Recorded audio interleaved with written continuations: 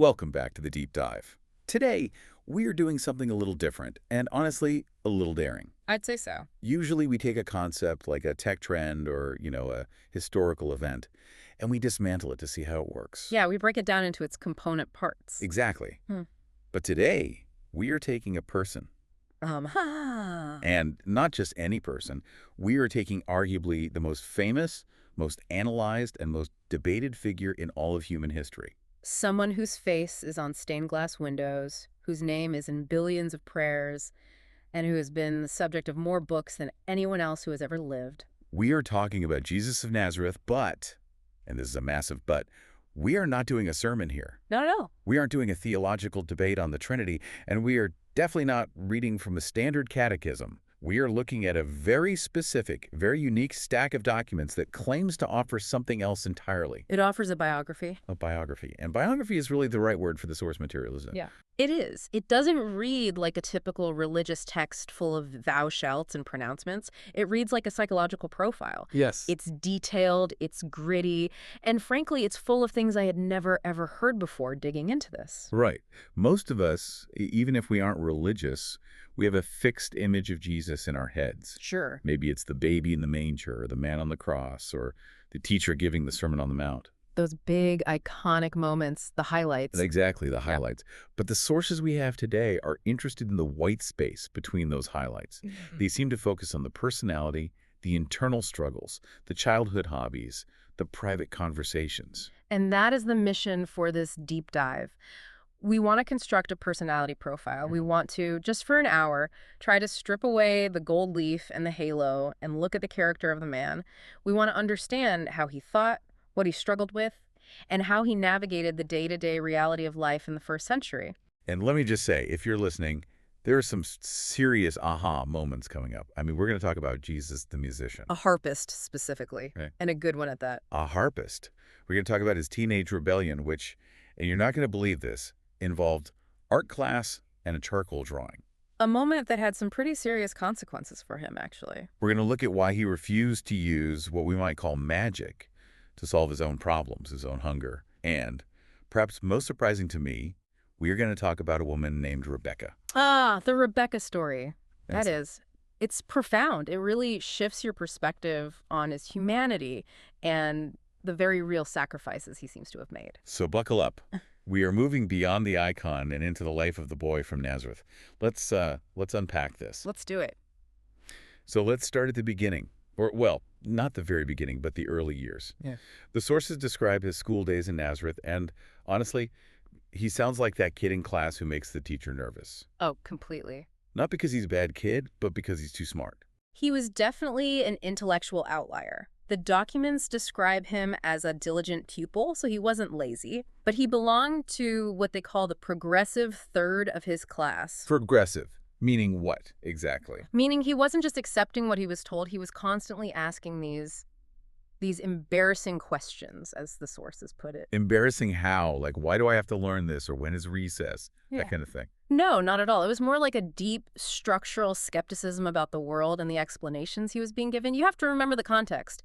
The Chazan, who was the teacher in the synagogue school, was teaching a very rigid worldview. Where everything is God's will. Yeah. Directly. Exactly. Why does it rain? Because God makes it rain. End of story. But Jesus was observing the natural world around him. He badgered the Chazan about science. Science. In first century Nazareth, that seems Oh. advanced. Well, basic geography and astronomy. He wanted to know why Palestine had a dry season and a rainy season. He was asking about causation. He wanted to understand why it was hot down in the Jordan Valley, but it was cool up in the hills of Nazareth. He was looking for mechanisms for cause and effect, not just a simple, God did it. So he was a little weather nerd. He was a truth seeker. The standard education at the time didn't really distinguish between God did it and a scientific mechanism. For them, it was the same thing. Jesus was asking questions that the religious teachers they couldn't answer. They didn't have the framework. And this extended to the religious teachings themselves, right? Oh, absolutely. He was deeply skeptical of the oral law. Okay, could you break that down for us? What's the oral law? It was this massive, incredibly complex tradition of rules and interpretations that had been added onto the written scriptures by generations of Oh, it rabbis. was like the fine print. An ocean of fine print. And Jesus, even as a boy, couldn't square these rigid, man-made dogmas with the natural, creative world he was observing. There was a disconnect for him. It sounds like he was a bit of a headache for the administration. I think that's putting it mildly. The source says he was respectful, always, but he was relentless. But the fascinating thing is, he wasn't just a bookworm or a debater. This is where the profile starts to get really three-dimensional. The source has spent a lot of time on his artistic side. Yes. This is my favorite detail in this whole first section. Yeah. The idea of Jesus carrying a harp around, it changes the whole mental image. It's a lovely image, isn't it? The text says he had an unusual liking for everything musical, but what I love is the hustle behind it. Right. His family wasn't wealthy. They couldn't just go out and hire a music tutor, so he made a business deal. The classic cheese for harp lessons exchange rate. Exactly. It's so tangible. He arranged to exchange dairy products, presumably from the family's animals, for harp lessons with a local musician. That just grounds him so much. He's not just receiving divine knowledge from the clouds. He's a kid trading cheese to learn an instrument. And he got good at it. The source says that by the time he was 11, he was a skillful harpist. He would entertain his family and neighbors with his music. So you have to imagine this home that isn't just solemn and holy all the time. It's filled with music and, improvisation. It completely breaks that stereotype of the austere, silent, almost grim religious figure. This was a kid who loved art and music. There wasn't all music and cheese. There was this incident with the art, the charcoal picture. This sounds like a scene straight out of a movie, and it seems to be his first real clash with the religious law. It is a pivotal moment for his psychological development. The sources say Jesus loved modeling clay and drawing landscapes. He was artistic to his core, but we have to remember the second commandment. Thou shalt not make unto thee any graven image. Right. No idols. But in that culture, at that time, the rabbis interpreted that very, very strictly. Any kind of visual art, especially representing living things, was essentially forbidden. It was seen as a step toward idolatry. So he's in school and he's drawing. He's drawing a charcoal picture of the teacher, the Shazan, right there on the schoolroom floor. That is a bold move. Was it a caricature? Was he making fun of him? The text doesn't specify if it was mocking or not, but the act itself was the scandal. A backward pupil, and you can imagine this is probably one of the kids who resented Jesus' intellect, ran and told on him, and it blew up. It wasn't just a note home to his parents. No. The elders of the community actually marched to his house to confront his father, Joseph. Imagine that. You're 12 years old, you drew a picture, and now the town council is at your front door screaming at your dad. They accused the boy of lawlessness, of disrespect, even of idolatry. It was a serious, serious charge in that community. How did he handle it? Did he hide under the bed? No, and this is where you really see the steel in his character, even as a boy. He marched right out, sat on a large stone by the door, and defended himself.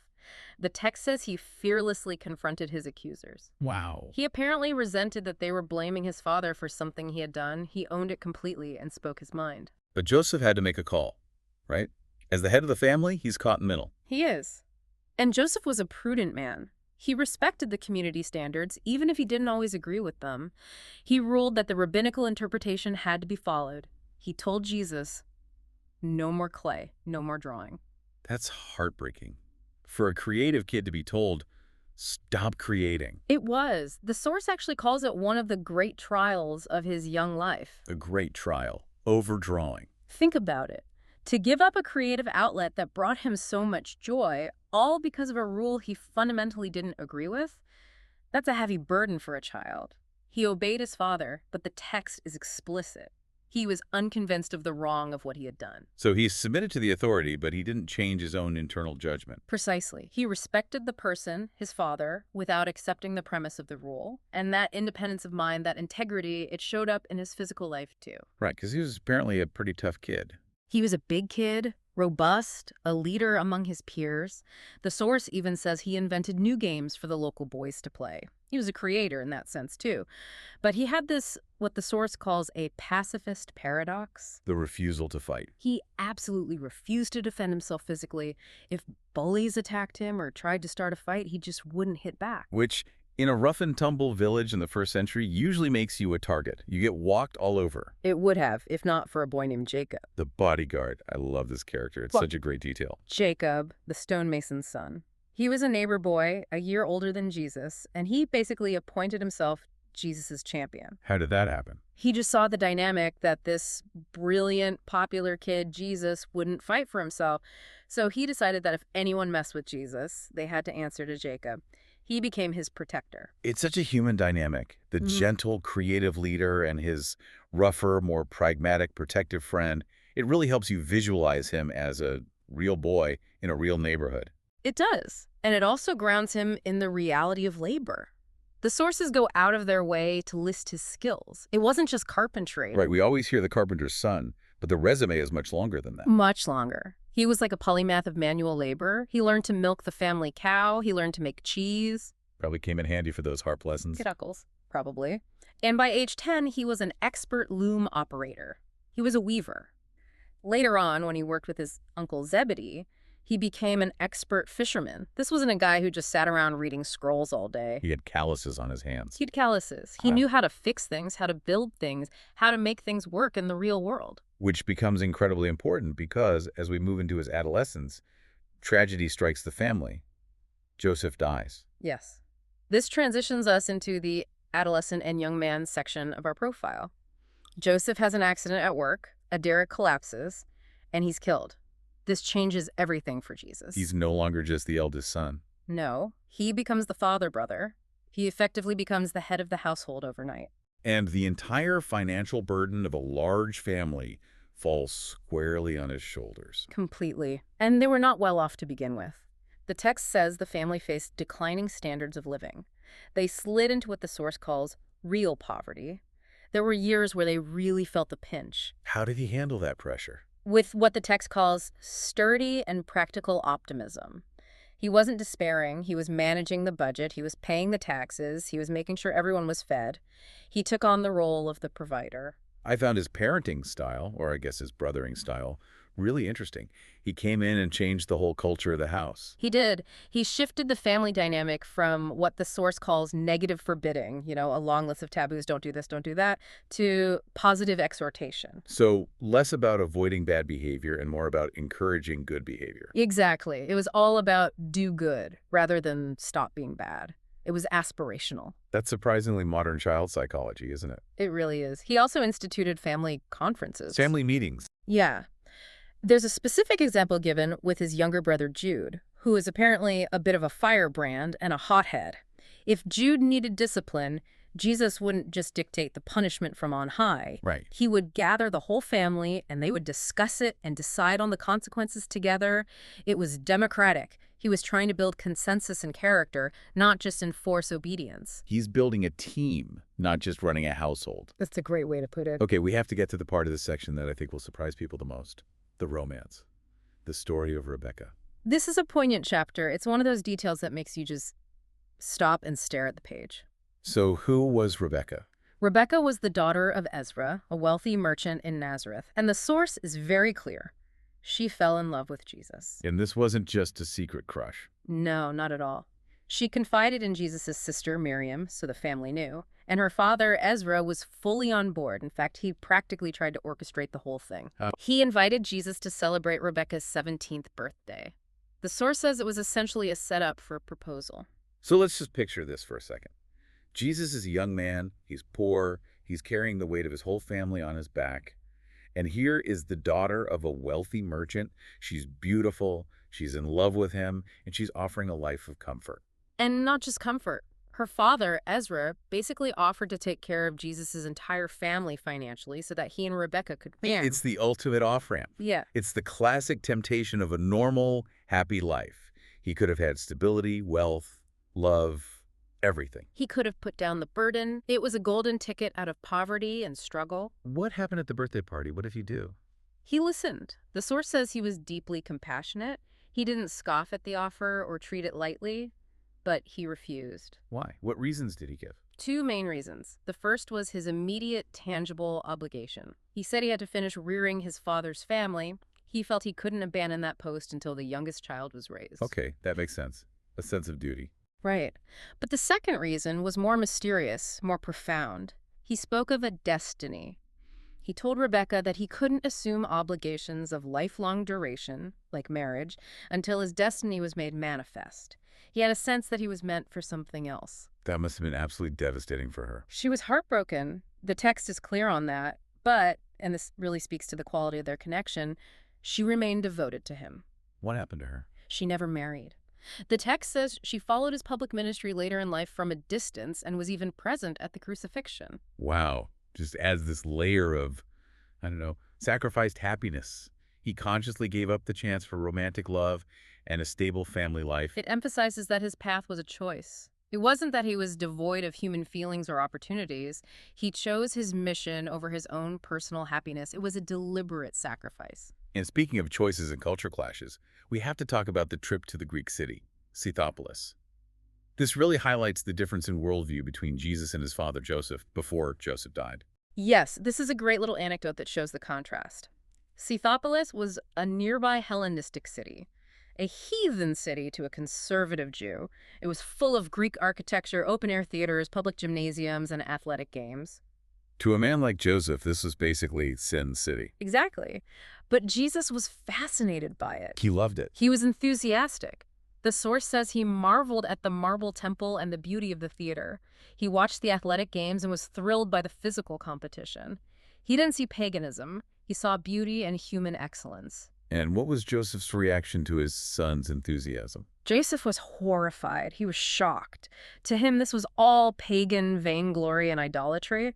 The text specifically notes that it was the only time Jesus ever saw his father truly angry with him. Because Jesus made a suggestion, right? Yes. Jesus, in his youthful innocence and enthusiasm, turned to his father and suggested they go back to Nazareth and build an amphitheater there. Lavis, I can just imagine a conservative Jewish father in the first century hearing his son say, "Hey, Dad, let's build a Greek stadium in our hometown." Joseph shut it down immediately. He was furious. He forbade Jesus from ever speaking of such evil things again. How did Jesus respond? He obeyed instantly. He said, "Very well, my father," but the text again notes his internal state.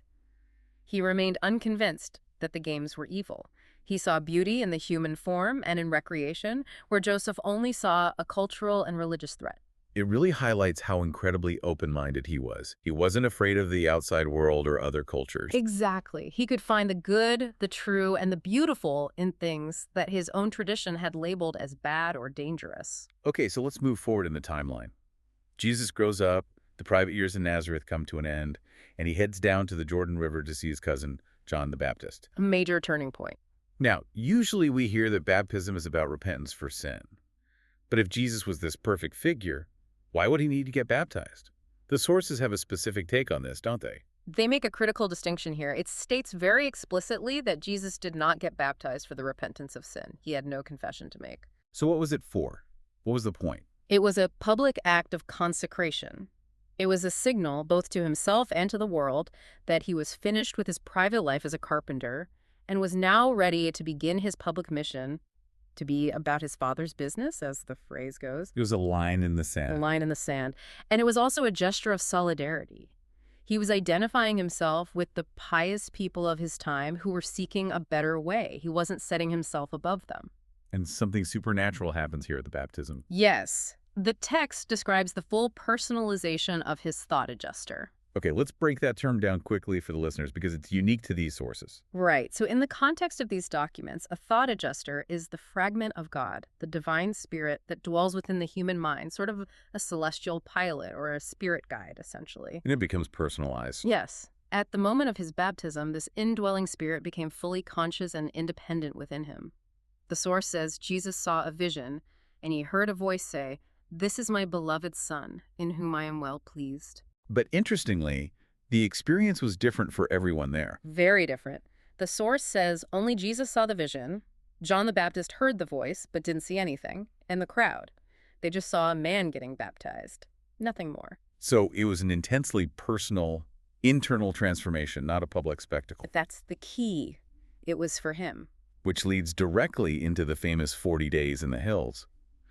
Now, in Sunday school, I learned this was about the devil showing up in person and tempting Jesus with food and power. But these notes tell a completely different story. The source reframes this entire event completely. It wasn't about fighting a red devil with a pitchfork. It was a period of what the source calls the great decisions. The great decisions. Jesus went into the hills to figure out how to be the Messiah. He had all this newfound power and self-awareness after his baptism. The question wasn't if he should do his mission, but how. How should he use this power? So it wasn't a temptation to be evil. It was a temptation to be effective in the wrong way. Precisely. And the source also clarifies that he ate after the first 2 days, so this wasn't some kind of starvation contest. It was a strategic, solitary retreat to think and plan. Okay, so let's walk through these decisions. The first one is about personalities. What does that mean? It means he had command over celestial hosts. Angels, superhuman beings, essentially. The first great decision was, should I use these powerful beings to blast through obstacles to protect me, to make my mission easier? The ultimate backup. The ultimate backup. Yeah. And he decided, no. Unless the Father specifically wills it, I will live as a man with no special supernatural entourage to fix my problems or clear my path. He rejected the angelic shortcut. Wow. Then there's the second one, the natural law decision. This connects directly to the turning stones to bread idea from the traditional story. He decided that he would not violate the laws of nature for his own personal preservation or comfort. Meaning what in practice? Meaning, if he was hungry, he had to find food like any other person. If he fell off a cliff, he would be subject to gravity and would die like any other person. He refused to use miracles as his own personal safety net. That is profound. He chose to be vulnerable. He chose to be fully, authentically human, subject to the same rules as everyone else.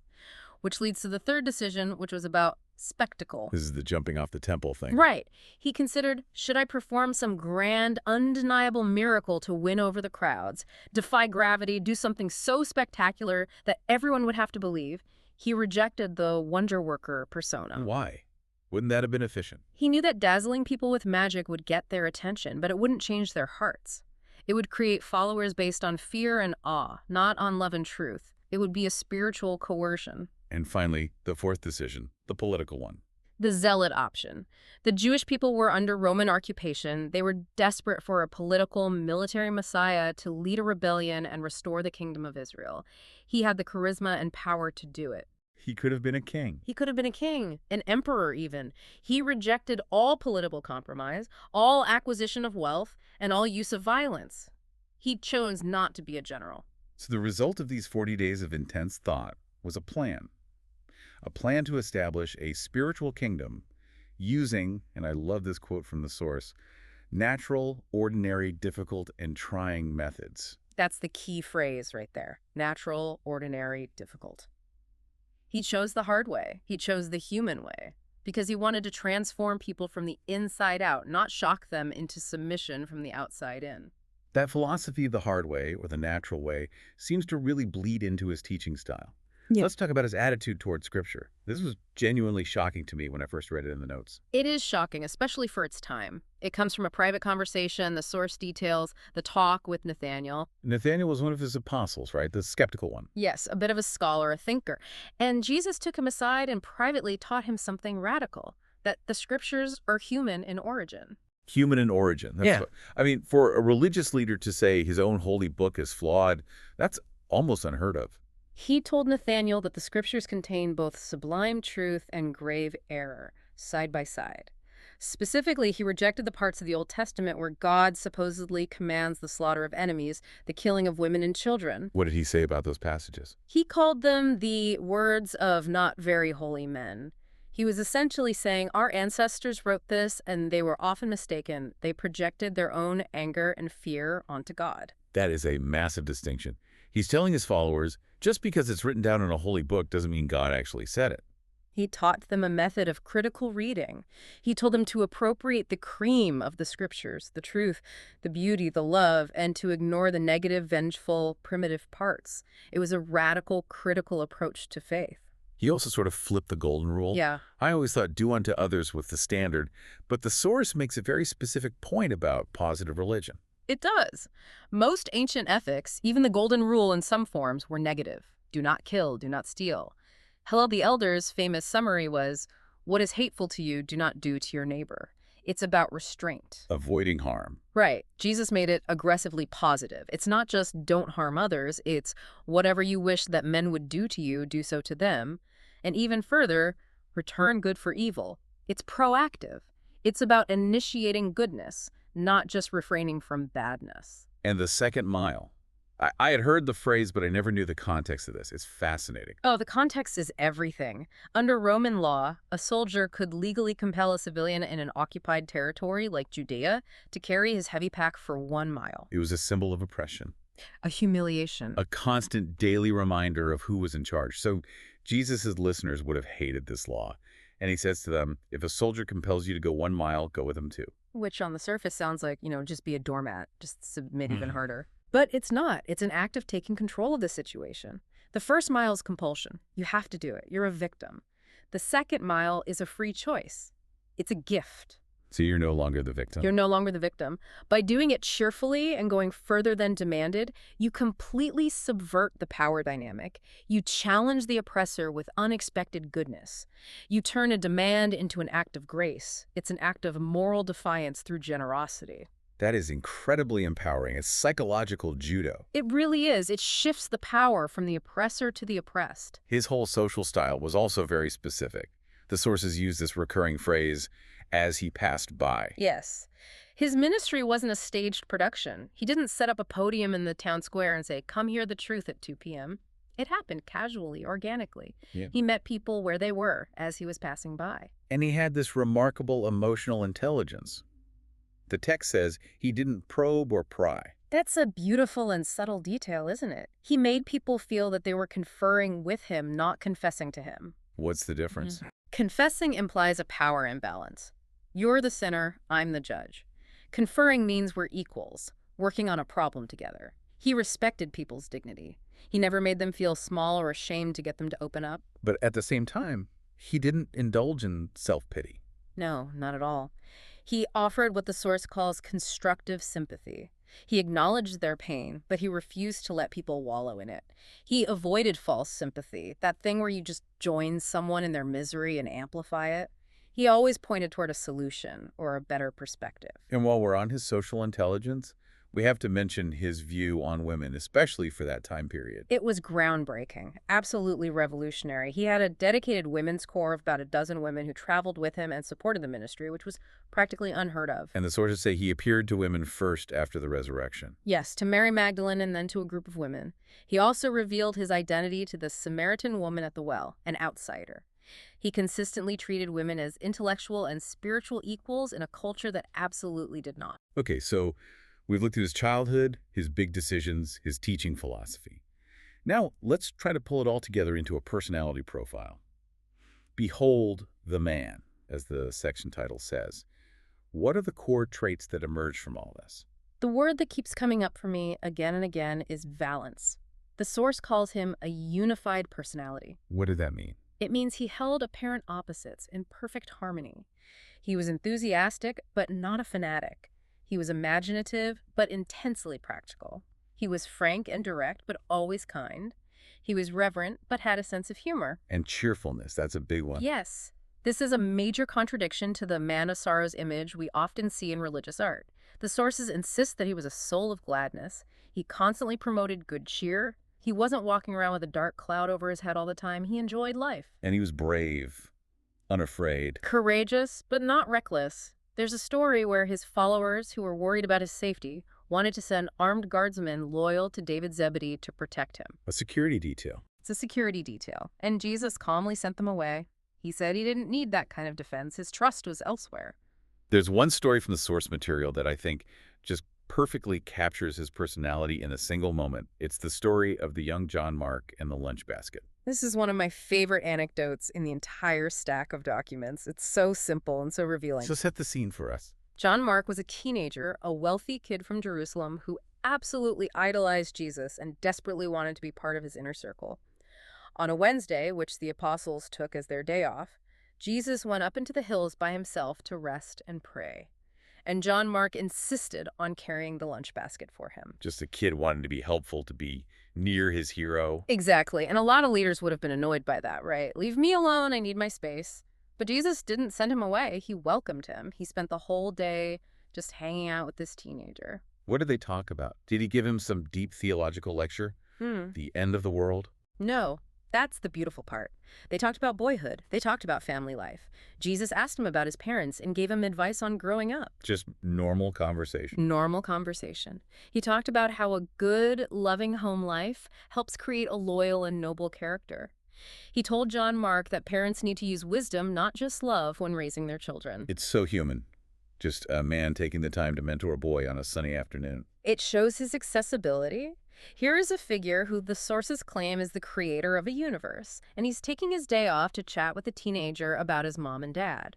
It speaks volumes about his character. Now, as we get closer to the end of his life, we have to pivot. The supernatural elements really ramp up. Let's talk about the Transfiguration. This took place on Mount Hermon with Peter, James, and John. The source calls it a testimony of satisfaction. It was the universe, in a sense, giving Jesus a final stamp of approval. A message saying, you did it, you lived the life, you passed the test. Essentially, yes. And the source says they discussed cosmic matters, like the ancient Lucifer rebellion. It places his life and death not just in a terrestrial context, but in a universal one. But let's jump past the crucifixion, which is a well-known story, to the post-resurrection period. The source uses this term, the Urantia appearances. That's a new word for me. It's a specific term the source uses to describe the state of his resurrected body. It was a state between the purely material and the purely spiritual. So he wasn't a ghost, but he wasn't flesh and blood in the old way either. Exactly. He could appear and disappear at will. He could eat, but he didn't need to. It was a transitional form. And he appeared to the apostles, to the women, and the source mentions an appearance to 75 Samaritans at Jacob's well. Yes, a large group of people that weren't even his followers. And what's really important is the message he gave in these appearances. What did he focus on? He didn't go around talking about his death or his sacrifice. He didn't focus on the past. His message was consistently forward-looking. He talked about sonship with God and the brotherhood of man. It was all about the new relationship with God that his life had made possible. He kept the focus on the big picture. He did, and in one of these final appearances, he told a version of the parable of the talents that had a really specific meaning. I think I know this one. A master gives his servants talents, or money. Use your talents, or you lose them. Right. But here, Jesus applied it specifically to spiritual truth. He warned against crystallizing, truth taking a revelation, wrapping it up and preserving it perfectly, unchanged, for all time. So burying it. Exactly. He said, truth must be living and growing. If you just preserve what you were given, you're the lazy servant who buried the talent in the ground. You have to invest it, grow it, let it evolve with new experience. That is a direct challenge to rigid religious traditionalism, isn't it? If your faith isn't evolving, if it's not growing, it's dying. Precisely. It was a warning against turning his living faith into a dead religion. Finally, we come to the ascension. He leaves. The source describes a quiet departure from the Mount of Olives, but he promises to return. He does, but the source is very, very pragmatic about it. It says the timing of any return is completely unknown and, frankly, irrelevant to our daily living. Irrelevant. Irrelevant in the sense that we shouldn't be sitting around passively scanning the skies. We should be actively doing the work of the kingdom, loving and serving each other right here, right now. The return is not our business. The work is. So we've unpacked a lot here, an incredible amount. We've seen the boy trading cheese for harp lessons, the young man refusing a wealthy marriage to support his family, the progressive thinker who challenged the infallibility of his own scriptures, the friend who spent a day just hanging out with a teenager. It's a picture of a man who is deeply, richly, and completely human. He loved music. He struggled with poverty. He navigated complex family dynamics and romantic possibilities. And he made conscious, deliberate decisions to limit his own power. That's the part that really sticks with me. He could have snapped his fingers and fixed his hunger or his safety or the political situation, but he chose to live through it. He chose the human experience with all its messiness and limitations as the arena for his life. Which brings us to our final provocative thought for you, the listener. If Jesus of Nazareth, who according to these sources had the power of universe at his fingertips, if he consistently refused to use miracles to solve his own personal problems, if he refused to bypass the struggle, what does that say about how we should face ours? It's a challenging question to end on. If the easy way out wasn't good enough for him, maybe there's a profound purpose and dignity to be found in navigating the hard way for ourselves. Indeed. Thanks for diving deep with us. We'll see you next time. See you then.